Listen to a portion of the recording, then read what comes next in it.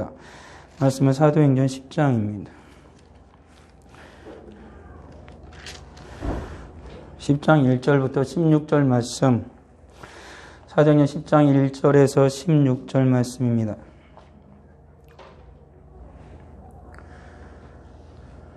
같이 읽도록 하겠습니다. 가이사랴에 고넬료라는 사람이 있으니 이달리아 부대라는 군대 백부장이라. 그가 경건하여 온 집과 더불어 하나님을 경외하며 백성을 많이 구제하고 하나님께 항상 기도하더니 하루는 제9시쯤 되어 환상 중에 밝히 보매 하나님의 사자가 들어와 이르되 고넬료야 하니 고넬료가 주목하여 보고 두려워 이르되 주여 무슨 일이니까? 전사가 이르되 내 기도와 구제가 하나님 앞에 상달되어 기억하신 바 되었으니 내가 지금 사람들을 요빠에 보내어 베드로라 하는 시몬을 청하라. 그는 무두장이 시몬의 집에 유숙하니 그 집은 해변에 있다 하더라. 마침 말하던 천사가 떠나매 고넬료가 집안아인 둘과 부하 가운데 경건한 사람 하나를 불러 이 일을 다 이루고 요빠로 보내니라. 이튿날 그들이 길을 가다가 그 성에 가까이 갔을 그때에 베드로가 기도하려고 지붕에 올라가니 그 시각은 제6시더라. 그가 시장하여 먹고자 하며 사람들이 준비할 때 황홀한 중에 하늘이 열리며 한 그릇이 내려오는 것을 보니 큰 보자기 같고 네 귀를 메어 땅에 들이웠더라. 그 안에는 땅에 있는 각종 네 발 가진 짐승과 기는 것과 공중에 나는 것들이 있더라.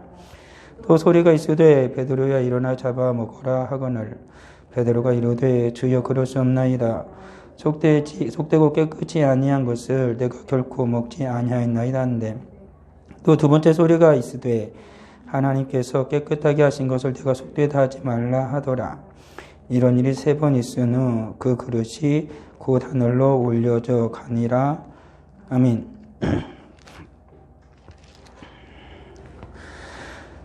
10장의 말씀은 베드로의 계속되는 사역의 기록입니다. 9장 32절부터는 베드로가 룻다에서 애니아라는 사람을 그리고 요파에서 다비다라는 사람을 치료하고 또한 살리는 기적의 역사가 일어나 있었습니다. 그리고 베드로는 요파라는 곳에 계속 머물러 있던 그때에 하나님께서 가이사랴에 사는 고넬료라는 사람에게 나타나신 놀라운 일로 말미암아 우리가 오늘 읽었던 그러한 일들이 전개되기 시작하는 것이죠. 이 가이사랴는 요빠보다 상당히 위쪽에 자리를 하고 있습니다. 해변을 따라서 상당한 위쪽에 자리하고 있어서 보면은 약 50km, 50km 약간 못 되는 그 길 거리에 있으니까 상당한 거리라고 봐야죠. 사람이 그 당시에 이제 걸어서 가는 거리라고 하면은 그렇게 짧은 거리는 아닌 것은 분명합니다. 네. 그런 상황이 있었습니다. 근데 베드로는 요파에서 하나님의 일을 계속하고 있었고, 근데 가이사랴에 고넬료라는 사람이 있었는데, 이 사람은 이달리아 부대라 하는 군대의 백부장이었다 이래 나와 있습니다. 그러니까 이방인이죠. 쉽게 하면 이방인이었습니다. 로마 군대의 백부장이었던 거죠. 100명의 군대를 거느리고 있는 사람이었습니다. 그런데 이 사람은 어떤 사람이었냐면은 경건했고 하나님을 경외했고 백성을 또 많이 구제했고 하나님께 항상 기도하는 사람이었습니다. 그러니까 이방인이었음에도 불구하고 오늘 말씀을 유추해 볼 건데 이 고넬료는 하나님을 믿는 사람이었다라는 것이었습니다. 그러니까는 이방인이었음에도 불구하고 유대인들이 믿는 하나님을 믿는 사람이었다라는 것이지요. 어쩌면 아니면은 고넬료라는 사람이 이후에 전해진 복음을 인해서 예수를 믿는 사람이 또 이제 되어졌을 수도 있습니다. 그러니까는 이방인이면서 개종을 한 그런 사람이었을 수도 있는 거죠. 여하튼 우리가 정확하게 여기에서는 뭐라고 나와 있지 않지만 분명히 이 상황은 이방인으로서 예수를 믿는, 하나님을 믿는 사람이 되어졌던 것이지요. 그 사람이 하나님의 말씀을 따라 살았던 건 분명해 보입니다. 경건했다라고 나오거든요. 그리고 온 지방과 더불어 하나님을 경외했다라는 것입니다.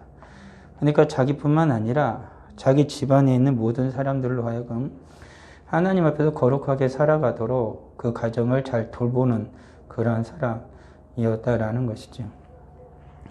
오늘 살아가는 우리들이 착각할 수 있는 것 중에 하나가 뭐냐면, 가끔 우리는 우리나라 역사에도 그 참 많죠. 지금도 정치 속에서 가끔 하는 거, 진골이냐 성골이냐 이런 거 굉장히 따지잖아요. 너는 어느 파냐 이런 것들 그 굉장히 많이 따릅니다. 그리고 뭐 운동권 속에서도 너는 어느 쪽 계보를 따르는 일은 굉장히 이걸 중요합니다. 그래서 이게 순수한 계보를 따르냐 아니면은 이게 여기서 잠깐 약간 사자가 들어간 거냐 이런 걸로 해서 사람들은 굉장히 자부심을 느끼기도 하고 굉장히 자기를 높게 평가하기도 합니다. 기독교에서도 그렇습니다. 정말로 그러죠. 우리도 그렇습니다. 장자학교 다녀이냐 이걸 가지고 싸우기도 하고 다투기도 하죠. 그렇지만 중요한 것은 뭐냐면 그 모든 것들이 결코 중요하지 않다라고 할 수도 없을 것입니다. 왜 그러냐? 뿌리가 있어야 되니까. 뿌리가 없는 것은 어떤 것도 존재할 수 없죠. 어딘가에서 출발을 했기 때문에 그것을 출발해도 계속해서 여러 가지가 나왔을 테니까요. 그렇지만 정말로 중요한 건 뭐냐면 맨 처음 그 뿌리가 순수했다라면 지금 살아가고 있는 그 상황 속에서 그 순수함과 그 거룩함이 계속해서 유지되어질 때만 그것이 가치가 있는 거죠. 그것을 상실해버리면 이미 그것은 주님께서 참 포도를 맺게 하기 위해서 참 포도나무를 심었음에도 불구하고 들포도를 맺는 것과 별다를 바가 없기 때문에 그럴 것입니다. 말씀드리고 싶은 건 이것이죠. 이가 비록 이방인이었지만 그는 어떤 유대인보다도 그리고 이 당시 초대교회에 살고 있던 어떤 성도들과도 견주어서 절대로 뒤처지지 않을 만큼의 경건한 성도의 삶을 살고 있었다라는 것을 말하고 싶은 것입니다. 오늘을 살아가는 우리들이 정말로 중요한 건 바로 그것입니다. 이렇게 코로나19 상황에 젖어들면서 우리들이 굉장히 주의해야 하는 것이 있는데 그 주의를 우리가 기울이지 못하고 부주의에 빠져들고 있지는 않은가 하는 그런 우려를 충분히 하게 되어집니다. 이는 그러한 고넬료는 그가 하나님께 기도하고 한 군대 백부장으로서 거룩하고 경건하게 살아가는 거 쉬운 게 아니었을 것입니다. 그가 살아가는 삶 자체가 쉬운 게 결코 아니었을 것입니다.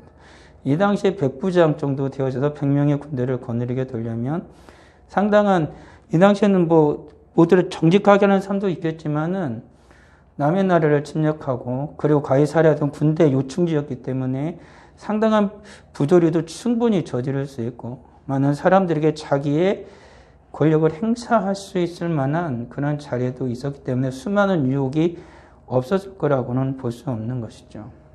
그런 생활에서도 그는 철저하게 하나님 앞에서 경건한 삶을 살아가기에 온 힘을 기울이는 자였던 것이죠. 오늘 같은 시대 속에서 우리들이 살아갈 때 정말로 주의할 것 중 하나가 바로 그것입니다. 내가 정말로 하나님 앞에서 지금 경건의 삶을 살아가고 있는가라는 것입니다. 예배도 온전히 제대로 드릴 수 없고 그 주일날 예배를 드리러 와도 우리가 마음껏 찬양을 할 수도 없고 성가대도 운영을 하지 못하고 같이 식사도 하지 못하는 이런 상황 속에서 우리들이 단순히 이렇게 정해진 것에만 그대로 만족을 해버리면 우리의 경건은 정말 무너지게 될 것입니다.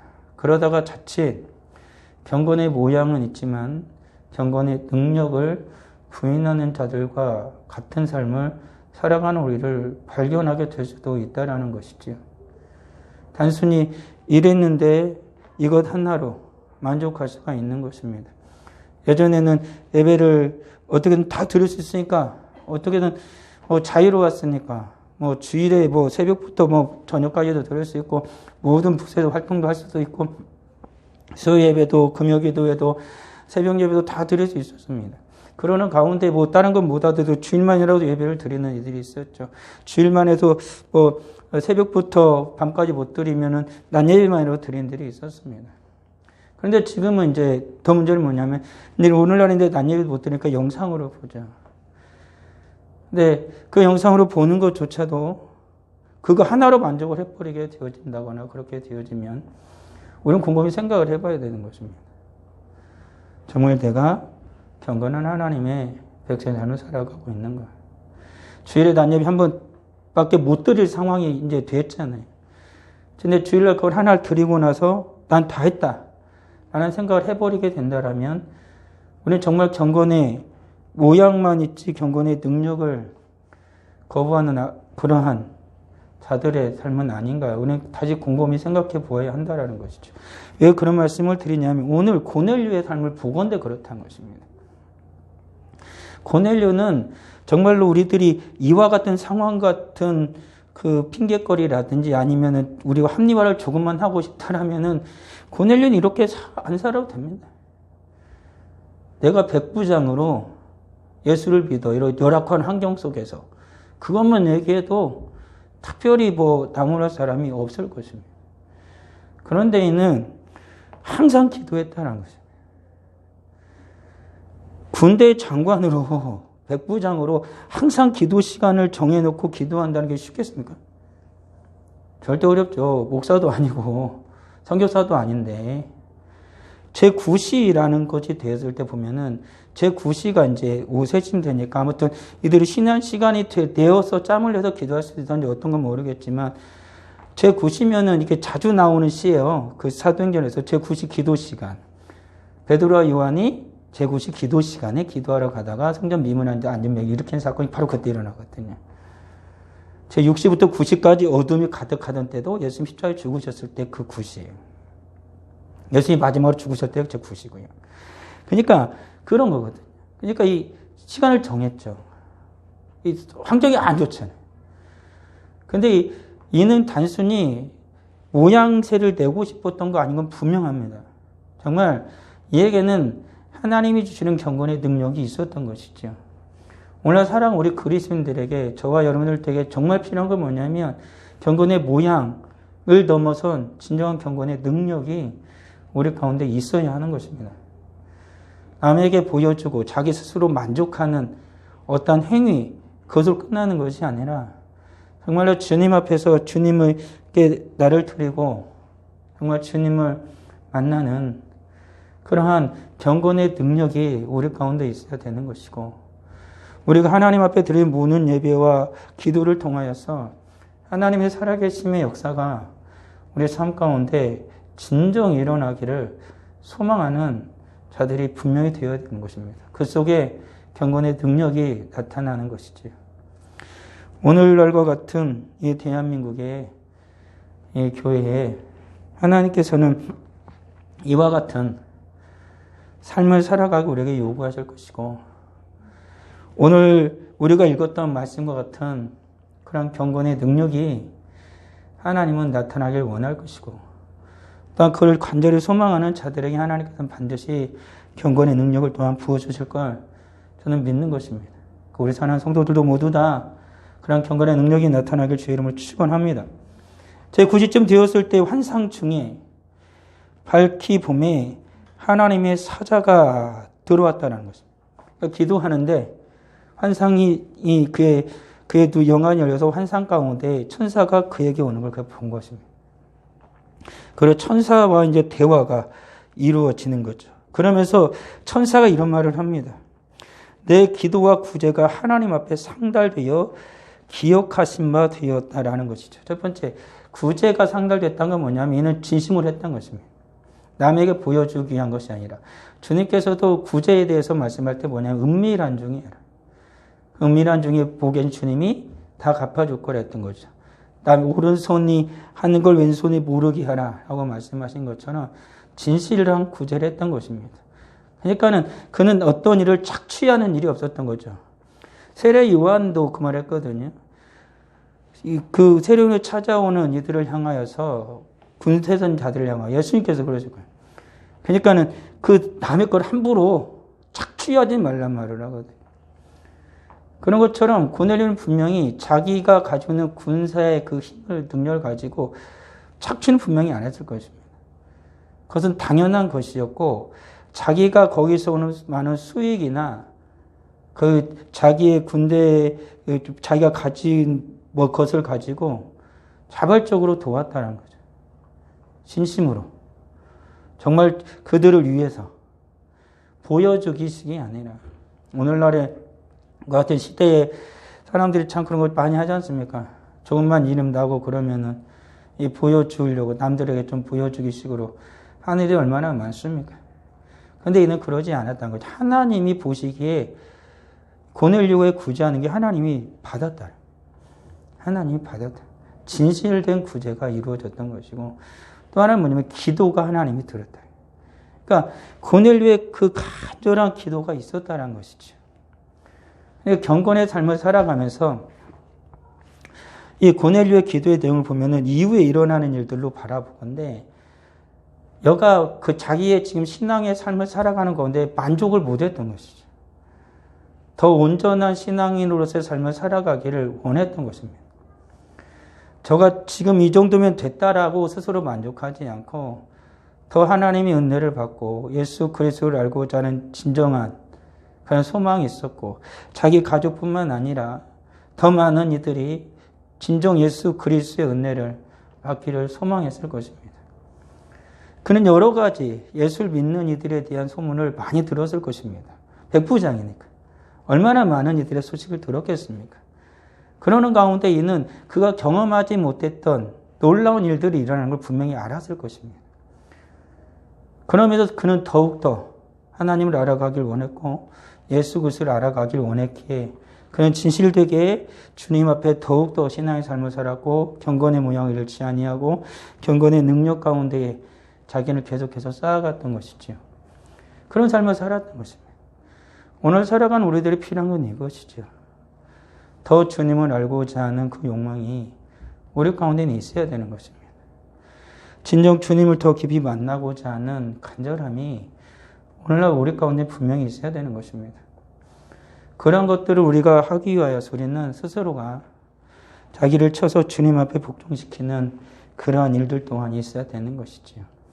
제9시 기도 시간을 정했던 고넬료와 같이 우리는 하나님 앞에 진정한 경건의 능력으로 살아가기 위해서 우리는 때로는 우리의 모든 삶을 능가하는 신앙의 그러한 모습을 주님 앞에서 행하는 자들이 또한 되어야 한다라는 것이죠. 그 기도하는 그 시간에 고넬료는 천사를 보게 됐고 천사가 그들에게 고넬료에게 얘기를 해준 겁니다. 지금 사람들을 요바에 보내서 베드로라 하는 시몬을 청해라라는 것입니다. 무두장이 시몬의 집에 유숙하니 그 집은 해변에 있다. 놀랍지 않습니까? 정확하게 장소까지 알려주는 거예요. 천사가 나타나더니 고넬료한테 얘기를 다 해주는 겁니다. 정말 하나님의 은혜는 이렇게 때로는 너무 정확하고 세심할 때가 있습니다. 하나님께서는 정말로 고넬료에게 필요한 것을 정확하게 아셨던 것이죠. 고넬료에게 진짜 지금 필요한 게 뭐냐. 그리고 이 순간 필요한 게 뭐냐. 주님은 정확하게 아셨던 것입니다. 그리고 고넬료의 마음도 그랬을 것입니다. 정말 고넬료에 필요한 것을 하나님은 정확하게 아셨고 그에게 말씀을 해주셨던 것이죠. 그리고 그렇게 천사는 말하고 떠났습니다.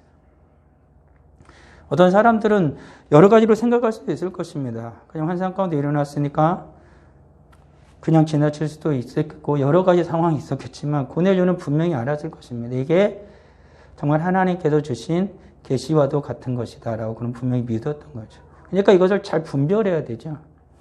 성도의 삶 가운데 제일 중요한 것 중에 뭐냐, 잘 분별하는 거예요. 이게 하나님의 역사인지 아니면 내 욕심인지 아니면 악한 자가 속삭이는 것인지 우리는 그것을 잘 분별해야 되는 것입니다. 그것을 제대로 분별하지 못하면 우리는 심각한 신앙의 추락을 경험하게 되는 것이죠. 그건 어쩔 수가 없습니다. 오늘 같은 상황 속에서는 사탄은 끊임없이 우리에게 계속 속삭일 것이고 우리 주님께서도 계속해서 우리에게 말씀을 해 주실 것입니다. 어떤 것이 주님의 음성인지를 잘 분별하는 은혜가 우리 가운데는 있어야 되는 것이죠. 천사가 떠나자 고넬료는 지체하지 않고 하인 둘을 불렀습니다. 그리고 부하 가운데 경건한 사람 하나를 불렀습니다. 이게 중요한 거죠. 하인 둘을 불렀어요. 그리고 자기의 부하 중에 경건한 사람을 불렀어요.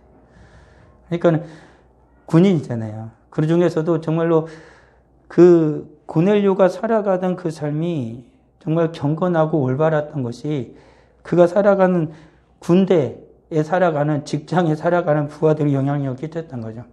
가정뿐만 아니라 집안 사람뿐만 아니라 그의 직장에도 그가 분명하게 영향력을 끼치는 자가 됐다라는 거예요. 이게 바로 하나님이 원하시는 거거든요. 하나님께서 모든 것을 하나님께서 주관하신다라는 게 바로 그런 것이 하나님의 나라가 이루어진다는 건 바로 그것이거든요. 우리가 있는 그 모든 곳에서 하나님의 주권이 행사되게 하는 거죠.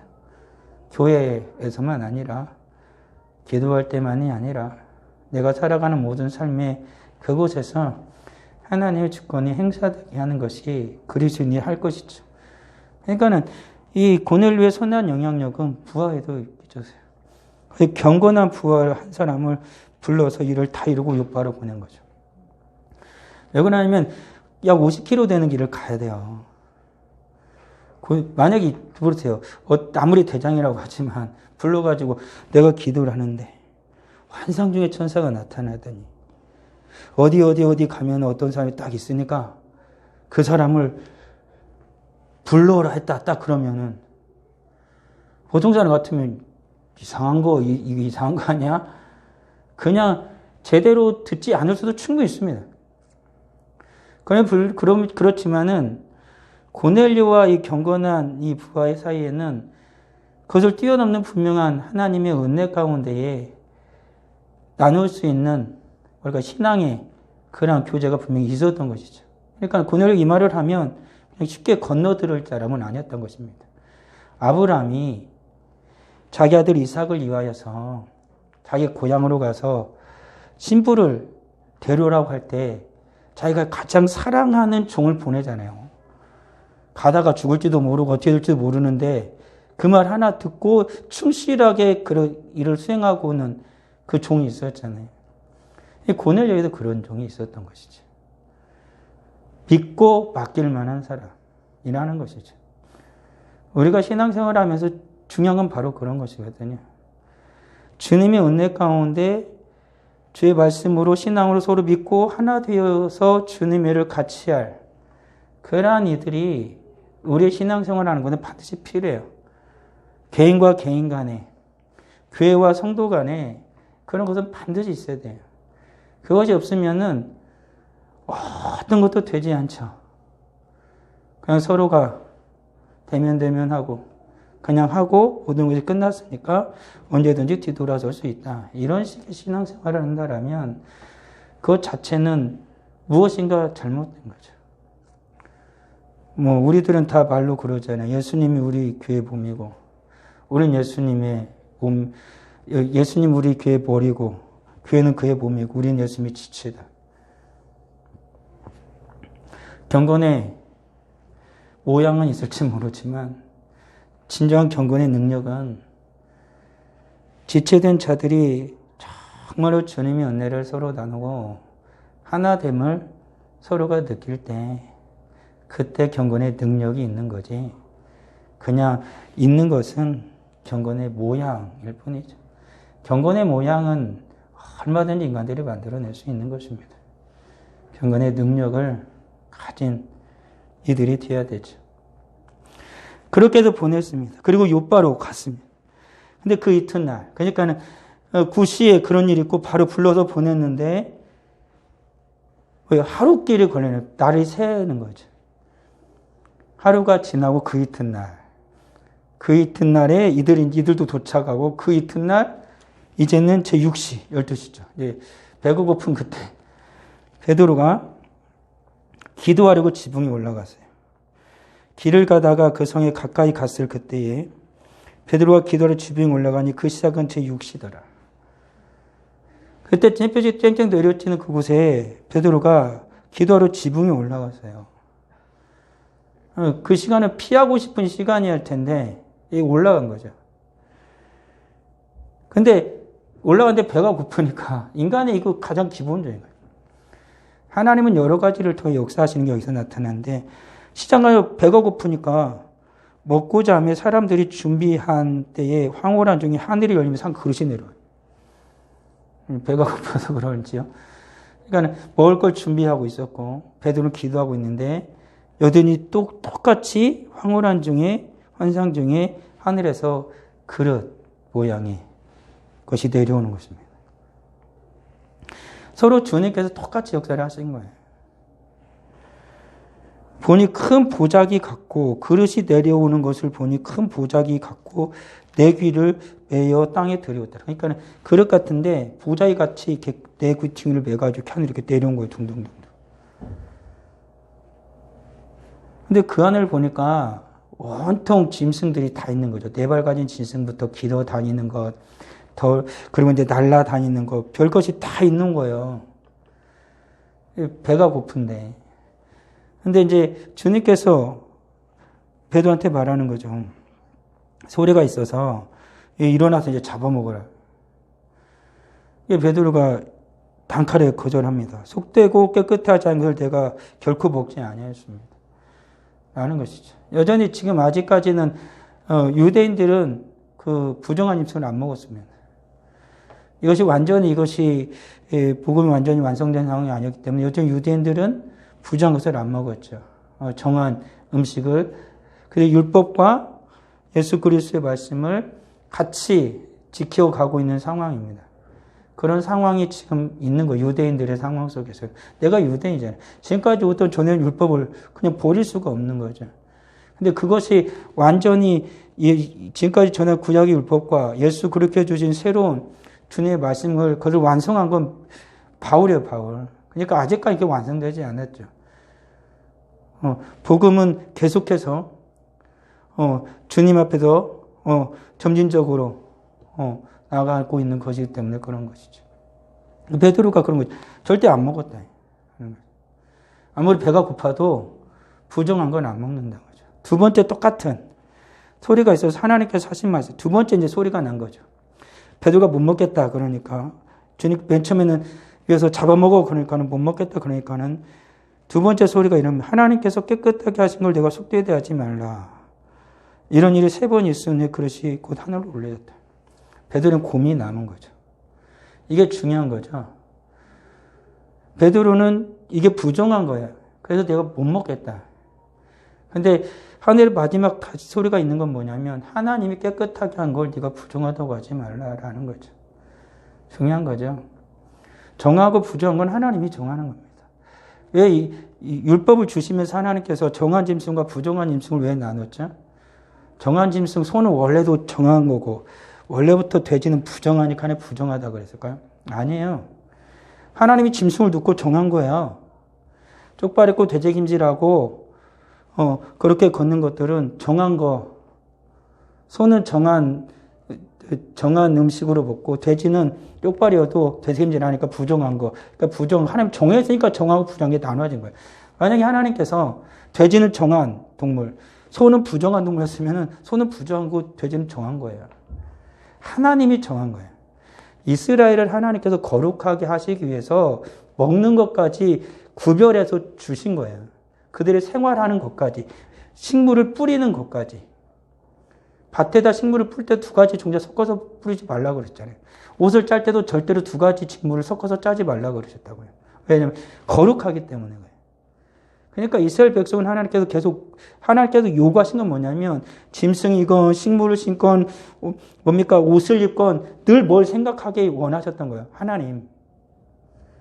우린 구별된 거룩한 하나님을 섬기는 잘하는 걸 하나님은 그의 모든 생활에서 뼈저리게 느끼게 하고 싶었던 거예요. 그래서 하나님은 먹는 거 가장 중요한 먹고 입고 그리고 사는 모든 것을 해서 하나님이 그걸 다 정해주신 거예요.